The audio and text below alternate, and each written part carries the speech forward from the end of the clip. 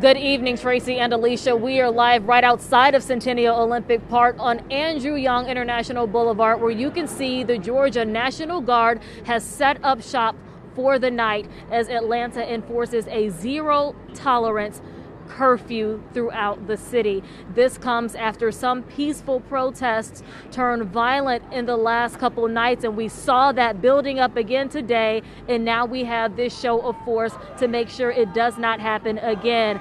We were on the 17th Street Bridge earlier today where protesters sat in the streets.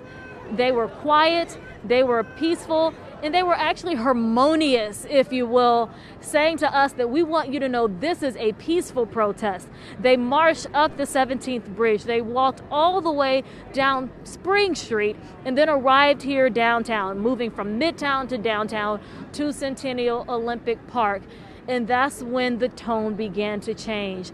I will say that they ended their protest with an officer, a white Atlanta police officer, who they thanked profusely for helping keep them safe and to block off the streets and to march with them for miles.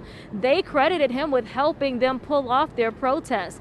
That was a very special moment, I will say, of harmony to see the officers and those protesters march together. It is something that we had not seen much of, especially as 2 officers were just fired today and 3 others placed on desk duty after showing excessive force in arresting 2 local college students. But tonight here, after that peaceful protest ended right where I'm standing, we saw rioting honestly pick back up.